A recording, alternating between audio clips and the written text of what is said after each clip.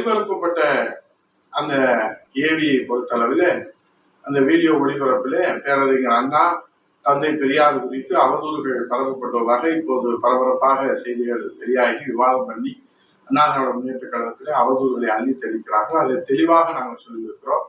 அனைத்து இந்திய அண்ணா திராவிட முன்னேற்ற கழகம் ஒரு நாளும் கொள்கையை, லட்சியங்களை, கோட்பாடுகளை விட்டுக் கொடுக்காது.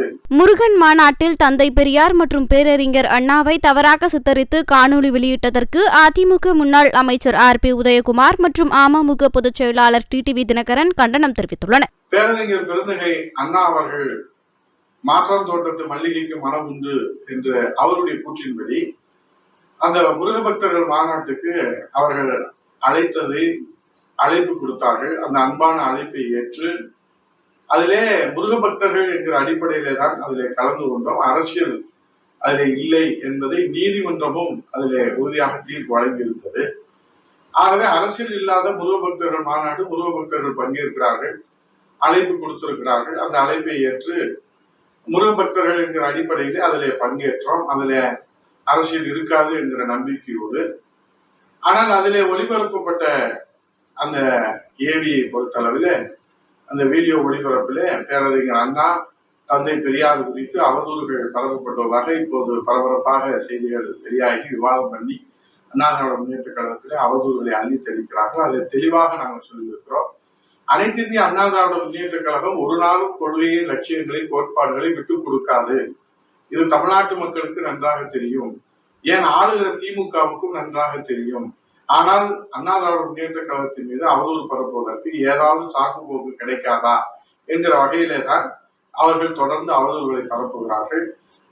பொதுச் செயலாளர் புரட்சித் தலைவர் எடப்பாடியாரை பொறுத்தளவில் பேரறிஞர் அண்ணா அவர்களை பற்றியும் புரட்சித் தலைவர் அம்மா அவர்களை பற்றியும் அவதூறாக பேசிய காரணத்தால் தான் என்ன முடிவெடுத்தார் என்பது தமிழ்நாட்டு மக்களுக்கு நன்றாக தெரியும். அதை திரும்ப இந்த நேரத்திலே திராவிட முன்னேற்ற கழகத்திற்கு நான் நினைவு கூற கடமைப்பட்டிருக்கிறேன். உங்களை போல எல்லாவற்றுக்கும் சரி செய்து கொண்டு, காம்ப்ரமைஸ் செய்து கொண்டு ஆட்சி அதிகாரத்தை தக்க வைத்துக் கொள்கிற தலைவர் அல்ல மக்கள் தலைவர் புரட்சி தலைவர் எடப்பாடி அவர்கள்.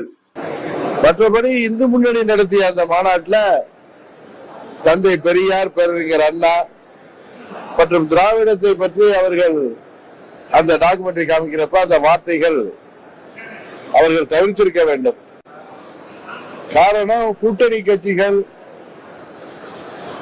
குறிப்பாக அம்மா மக்கள் முன்னேற்ற கழகம் மற்றும் அண்ணா திராவிட முன்னேற்ற கழகம் போன்ற கட்சிகள் எல்லாம் பேரறிஞர் அண்ணா அவர்களின் வழிவந்தவர்கள். பேரறிஞர்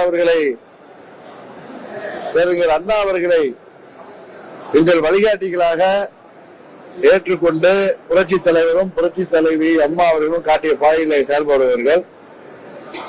அதில் இந்து முன்னணி மாநாட்டில் அந்த நிகழ்வை தவிர்த்திருக்க வேண்டும். உண்மையே அது வருத்தம் அளிக்கிற ஒரு நிகழ்வு.